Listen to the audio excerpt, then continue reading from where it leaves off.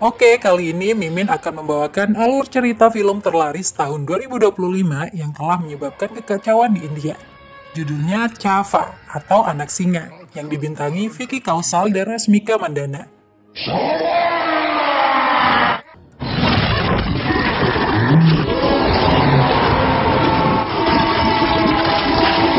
Diceritakan oleh Ajay Devgan, dinasti Mughal berhasil menguasai sebagian besar wilayah India pada abad ke-16. Tidak ada kerajaan yang mampu melawan dan menandingi Mughal. Dinasti Mughal semakin berkuasa setelah Kaisar Aurangzeb menduduki tahta. Kekuasaan besar Aurangzeb bukan tanpa halangan. Ada kerajaan baru yang berani menentang dan menolak tunduk. Kerajaan itu bernama Maratha, yang mencakup Maharashtra hingga wilayah bagian selatan India.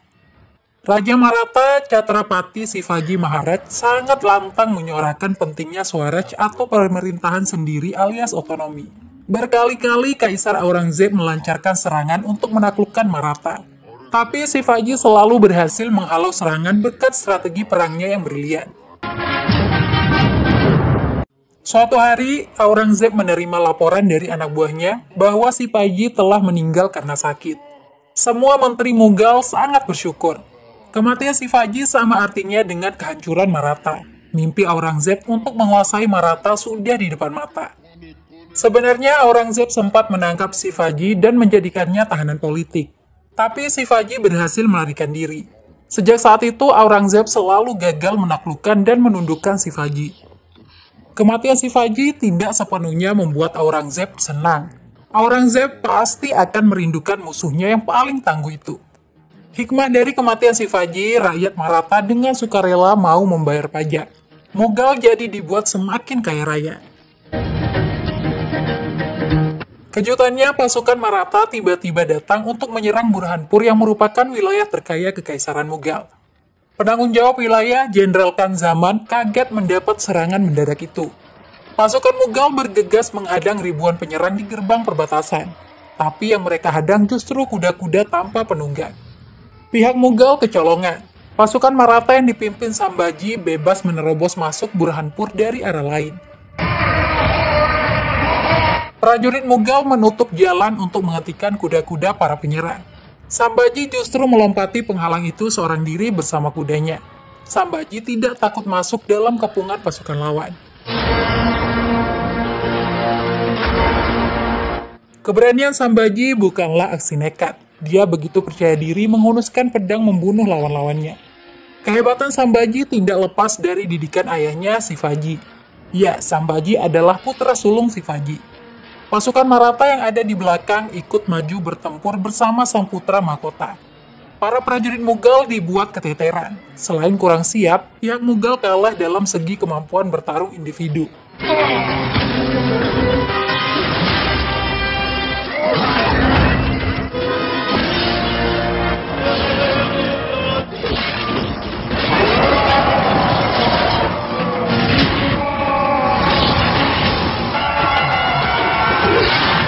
Jenderal Mughal Khan Zaman yang perkasa terlihat begitu buas menumpas para prajurit Maratha. Sambhaji mendekat menghentikan keganasan Khan Zaman.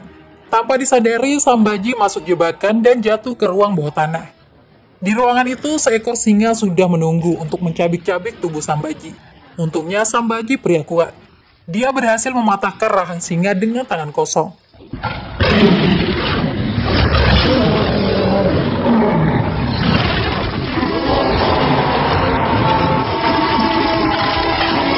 Kembalinya Sambhaji dari ruang bawah tanah membuat Jenderal Khan Zaman kaget. Jika singa saja bisa ditaklukkan, apalagi sekedar Khan Zaman. Tapi Sambhaji sengaja tidak membunuh Khan Zaman yang sudah tidak berdaya. Sambhaji meminta Khan Zaman memberitahu Kaisar Aurangzeb bahwa kerajaan Maratha belum binasa. Shivaji memang sudah meninggal, tapi putranya masih ada.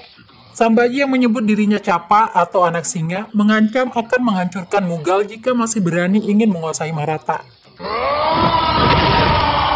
Pasukan Maratha telah berhasil menghancurkan Burhanpur. Semua kekayaan yang ada di sana dijarah untuk dibawa ke ibu kota kerajaan Maratha di Raigad. Keberhasilan gerakan perdana Sambhaji membuatnya diagungkan oleh para petinggi kerajaan Maratha. Sambhaji dinilai sangat layak melanjutkan pemerintahan Shivaji. Kepada para prajuritnya, Sambhaji berjanji akan tetap memperjuangkan cita-cita mendiang sang ayah. Sambhaji bersumpah tidak akan pernah tunduk kepada dinasti Mughal. Serangan yang dilakukan Maratha cukup mengejutkan Kaisar Aurangzeb. Maratha yang dianggap akan menyerah setelah kematian Shivaji, nyatanya masih memberikan perlawanan sengit.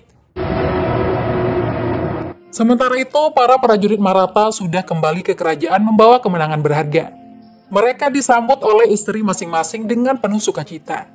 Terutama Sambhaji yang sangat disayangi dan dibanggakan oleh istrinya Yesubai.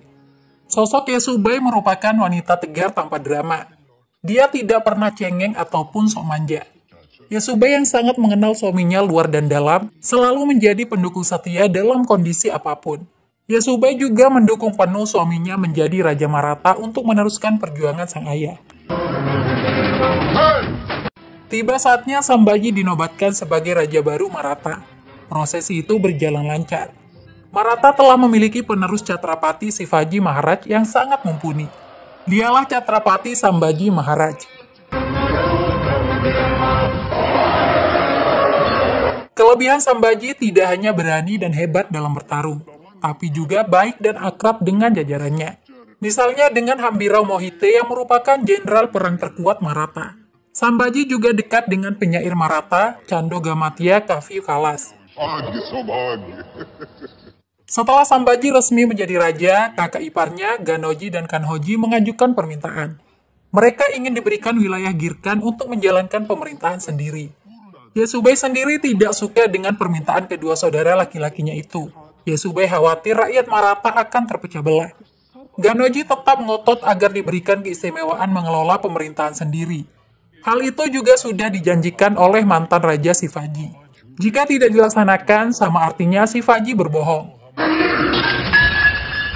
Kata-kata Ganoji membuat Sambhaji marah. Sambhaji tidak akan pernah mengambil keputusan yang merugikan Maratha. Semua orang jadi terdiam, tidak berani membantah lagi. Selain itu, tidak semua orang istana menyukai Sambhaji menduduki tahta. Ibu tirinya, Soyarabai, secara diam-diam berencana menggulingkan Sambhaji. Soyarabai ingin putra kandungnya, Raja Ram, yang menjadi Raja Maratha. Sikap Soyarabai didukung oleh beberapa menteri setianya. Apalagi Soyarabai adalah saudara perempuan Jenderal Hambirao Mohite. Sayangnya Hambirao lebih mendukung Sambhaji. Soyarabai bersedia melakukan apapun untuk menjadikan putra kandungnya menduduki tahta. Bantuan dari pihak luar juga bisa dimanfaatkan untuk mewujudkan keinginan itu. Beberapa hari kemudian, ada surat rahasia yang ditujukan kepada Raja Maratha. Surat itu berasal dari Pangeran Mirza Akbar, yang merupakan putra Kaisar Mughal Aurangzeb. Dalam suratnya, Akbar ingin bicara dan bertemu secara langsung dengan Sambhaji. Kebetulan hubungan Akbar dengan ayahnya memang tidak baik. Akbar sempat berusaha menggulingkan ayahnya sendiri dari kursi tahta. Karena itulah Akbar menjadi buronan Mughal. Obrolan tentang Akbar terhenti setelah mata-mata kerajaan Bahirji datang membawa kabar penting. Bahirji menyebut Aurangzeb telah menyiapkan kekuatan penuh untuk balas dendam kepada Maratha. Sebanyak 800.000 pasukan dikerahkan bersama 50.000 kuda, 30.000 gajah, dan harta benda yang tidak terhitung jumlahnya. Mendengar ancaman besar di depan mata, Sambhaji tidak gentar. Dia justru jadi bersemangat untuk mengurus Pangeran Akbar terlebih dahulu. Sambhaji akan pergi sendiri tanpa pasukan. Yesubai sama sekali tidak khawatir dengan keselamatan suaminya. Yesubai justru mengkhawatirkan apa yang akan terjadi pada Pangeran Akbar jika berani mencelakai Sambhaji. Begitulah tingginya kepercayaan Yesubai kepada sang suami. Sambhaji menemui Akbar di perkemahannya. Maklum saja, Akbar masih menjadi buronan ayahnya. Tujuan Akbar mengajak Sambhaji bertemu untuk meminta bantuan merebut tahta dinasti Mughal. Akbar yakin bisa menggulingkan ayahnya jika dibantu oleh kerajaan Maratha. Sambhaji tidak tertarik bekerja sama dengan Akbar. Mereka memang memiliki musuh yang sama, tapi motif yang terkandung dalam permusuhan itu sangat jauh berbeda. Sambhaji berperang menentang Aurangzeb demi rakyat, sedangkan Akbar hanya menginginkan tahta. Sambhaji menegaskan prajurit Maratha tidak akan mendukung pemberontakan yang tujuannya sekedar perebutan tahta. Para prajurit Maratha dikenal karena keberanian dan kesetiaannya. Akbar merasa terhina dengan kata-kata Sambhaji. Menurut Akbar, sifat tahta akan memaksa seseorang bersedia menumpahkan darah kerabat sendiri. Hal itu tidak hanya terjadi di Mughal, tapi juga di keluarga kerajaan Maratha. Sambhaji langsung mencekik Akbar karena berani memfitnah keluarganya. Tapi Akbar menunjukkan bukti sebuah surat yang dikirim oleh ibu tiri Sambhaji, Soyarabai. Isi surat itu sangat mengejutkan. Soyarabai berjanji akan membantu Akbar merebut tahta Mughal. Syaratnya, Akbar harus memberikan bantuan terlebih dahulu untuk menggulingkan Sambhaji. Soyarabai juga akan memberikan wilayah manapun yang diinginkan Akbar setelah tahta berhasil direbut. Sesak dada Sambhaji mengetahui pengkhianatan itu. Sambhaji sangat berterima kasih atas informasi penting yang diberikan Akbar. Sebagai ucapan terima kasih, Sambhaji berjanji akan melindungi Akbar dari pasukan Mughal. Aku tidak akan membantumu merebut tahta, tapi aku pastikan Aurangzeb tidak akan pernah bisa menyentuhmu di Maratha, ucap Sambhaji pergi. Kini Sambhaji harus membereskan musuh dalam selimut. Para menteri yang terlibat pengkhianatan bersama ibu tirinya ditangkap. Sambhaji tidak bisa lagi memaafkan mereka. Memaafkan kejahatan sama artinya melakukan kejahatan. Hukuman yang setimpal diberikan, yaitu diinjak gajah hingga meninggal. Satu-satunya pengkhianat yang dibiarkan hidup adalah Soyarabai. Sambhaji tidak tega menghukum ibu tirinya itu. Sambhaji justru iri dengan saudara tirinya yang memiliki ibu seperti Soyarabai. Di mata Sambhaji, pengkhianatan itu menunjukkan cinta seorang ibu yang tidak ada batasnya. Andaikan saja ibu Sambhaji masih hidup, cinta yang sama pasti akan didapatkan. Sayangnya wajah sang ibu saja tidak dia ingat karena ditinggal ke alam baka sejak masih kecil. Yasubai turut bersedih dengan penderitaan batin suaminya. Ingin sekali Yasubai dilahirkan kembali menjadi ibu bagi Sambhaji. Yasubai pasti akan mencurahkan segenap cinta dan kasih sayang seorang ibu untuk memenuhi dahaga Sambhaji. Di sisi lain, Kaisar Aurangzeb tiba di kota Burhanpur. Aurangzeb sangat murka menyaksikan kota terindahnya telah dihancurkan oleh Sambhaji. Jenderal Kanzaman yang dianggap gagal melindungi Burhanpur dibunuh. Aurangzeb semakin geram mendapat laporan dari putrinya Zinatun Nisa Begum bahwa Sambhaji telah memberikan perlindungan kepada Pangeran Akbar. Mahkota kebanggaannya dilepas. Aurangzeb bersumpah tidak akan memakai mahkota itu lagi sebelum menghancurkan Sambhaji. Semua pendukung dan rakyat Sambhaji juga harus dilenyapkan dari muka bumi. Pasukan Aurangzeb mulai melakukan penghancuran. Setiap jalan yang dilalui dipenuhi dengan darah. Banyak rakyat menjadi korban.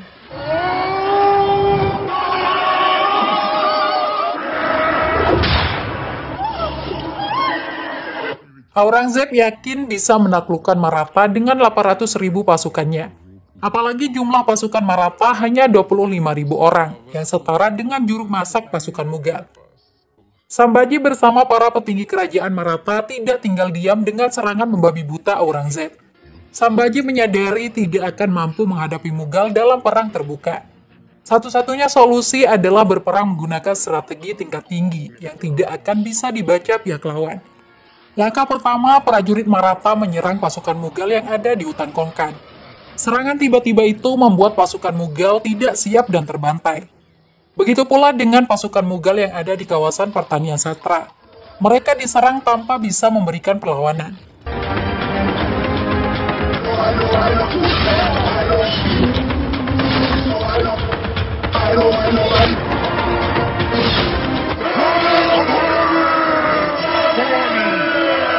Sementara itu, kondisi kesehatan ibu tiri Sambhaji, Soyarabai, mulai memburuk. Soyarabai meninggal sebelum melihat putra kandungnya Raja Ram menjadi raja. Sambhaji mengambil alih tanggung jawab untuk merawat Raja Ram. Sambhaji menjodohkan Raja Ram dengan Tararani yang merupakan putri Jenderal Hambirao. Sambhaji kembali fokus melakukan serangan mematikan terhadap pasukan Mughal di berbagai tempat. Strategi perang gerilya yang digunakan Sambhaji benar-benar efektif untuk menghancurkan kekuatan Mughal. Aurangzeb kelimpungan dengan serangan demi serangan yang menimpa pasukannya. Setengah dari pasukan Mughal sudah tewas. Mereka harus segera menemukan Sambhaji dan mengakhiri perlawanan Maratha. Sambhaji yang dicari selalu datang melakukan serangan mendadak, lalu akan menghilang lagi setelah lawannya tumbang. Situasi seperti itu terus berlangsung selama bertahun-tahun.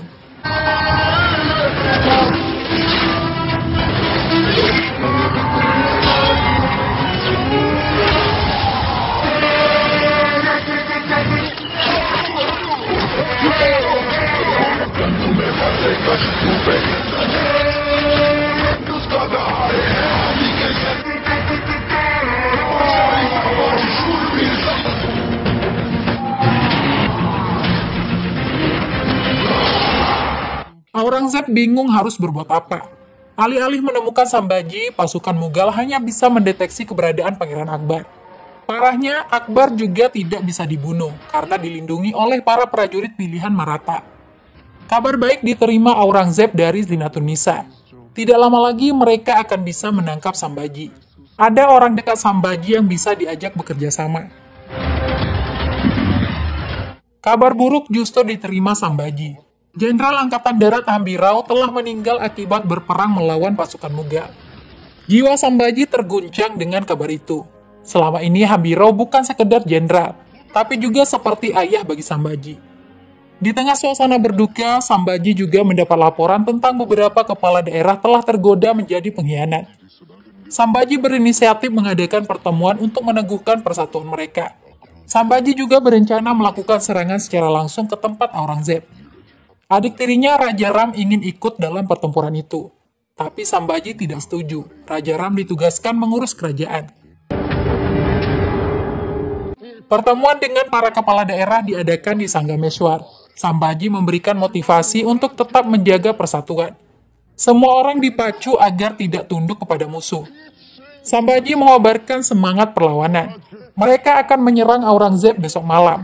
Sambhaji yakin dinasti Mughal bisa dikalahkan.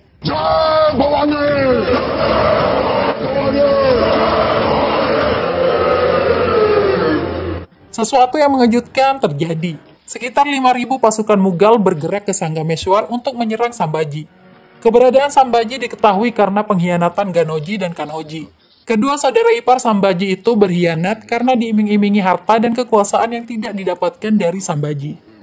Betapa kecewanya Sambhaji atas pengkhianatan Ganoji dan Kanoji. Semampunya Sambhaji menghadapi ribuan pasukan Mughal yang sudah datang menyerang. Sambhaji sangat pantas disebut Capa atau anak singa. Dia begitu pemberani. Sambhaji dan prajuritnya sama sekali tidak gentar melawan musuh yang begitu banyak. Amarah Sambhaji semakin membuncah melihat beberapa orang terdekatnya terluka dan terbunuh.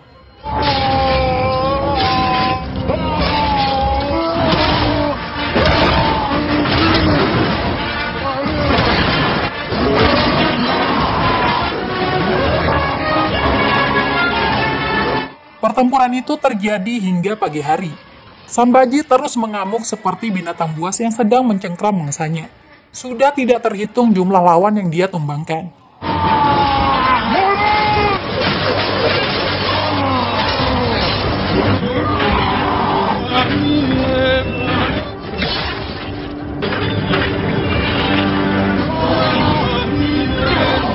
Jumlah pasukan Sambhaji yang masih bertahan tinggal beberapa orang. Sambhaji menugaskan seseorang untuk pergi ke ibu kota kerajaan untuk memberitahu tentang serangan itu. Kini tinggal Sambhaji seorang diri yang memberikan perlawanan. Meski sudah berkali-kali terkena anak panah maupun pedang, Sambhaji masih mampu memberikan ancaman. Sambhaji tidak bisa ditaklukkan oleh ribuan pasukan Mughal. Tangan dan kaki Sambhaji diikat dengan rantai agar tidak lagi memberikan perlawanan. Tubuhnya juga sudah berlumuran darah. Tapi tetap saja Sambhaji menolak untuk tumbang.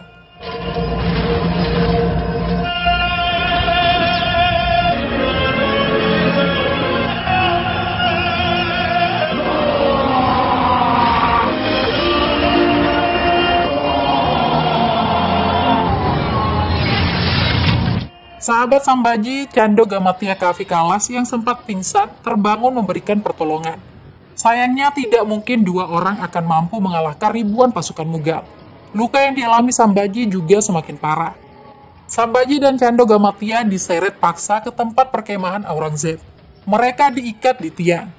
Hebatnya Sambhaji maupun Candogamatya tidak menunjukkan rasa takut di hadapan Aurangzeb. Sikap Sambhaji membuat Aurangzeb kesal. Aurangzeb memerintahkan anak buahnya untuk menyiksa Sambhaji. Aurangzeb ingin menikmati rengekan dan jerit kesakitan dari mulut Sambhaji. Malam harinya, Candogamatya yang terlebih dahulu dibawa pergi untuk dieksekusi, sedangkan Sambhaji dibiarkan merana. Sambhaji mulai menerima siksaan keesokan harinya. Kuku Sambhaji dicabut, tapi wajahnya sama sekali tidak menunjukkan rasa sakit. Sambhaji menahan semuanya tanpa jerit kesakitan. Aurangzeb dan putrinya heran menyaksikan ketangguhan Sambhaji. Bahkan ketika luka-luka di tubuhnya ditaburi garam, Sambhaji tetap tidak bergeming. Sambhaji tidak mau menyerah atau memohon pengampunan. Sejujurnya, sekujur tubuh Sambhaji merasakan sakit yang teramat sakit. Hanya saja dia tidak ingin melihat musuhnya puas.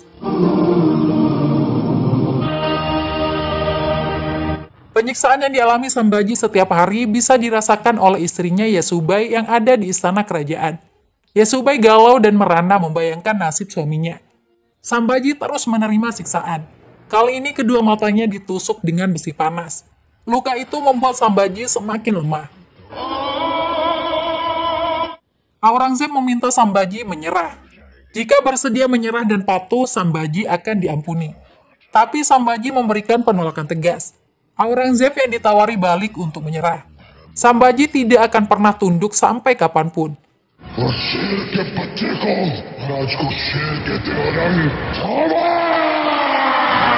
Putri Aurangzeb, Zinatun-Nisa, memerintahkan untuk memotong lidah Sambhaji. Tanpa rasa takut, Sambhaji menyodorkan sendiri lidahnya. Prajurit Mughal sampai ngeri menyaksikan penyiksaan itu. Tanpa mata dan lidah, tubuh Sambhaji tidak sanggup lagi bertahan. Dia menghembuskan napas terakhir sebagai seorang pejuang.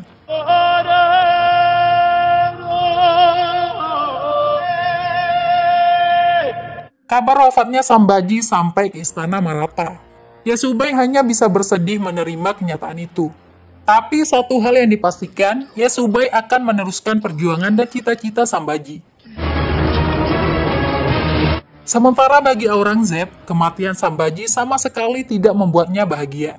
Aurangzeb justru iri dengan Shivaji yang memiliki putra seperti Sambhaji. Andaikan saja Aurangzeb juga memiliki putra seperti Sambhaji, seluruh dunia akan bisa dia taklukkan. Film selesai di sana. Mimin sangat tidak suka endingnya. Semoga saja ada Java bagian kedua, sehingga kita bisa melihat Aurangzeb di akhir hayatnya.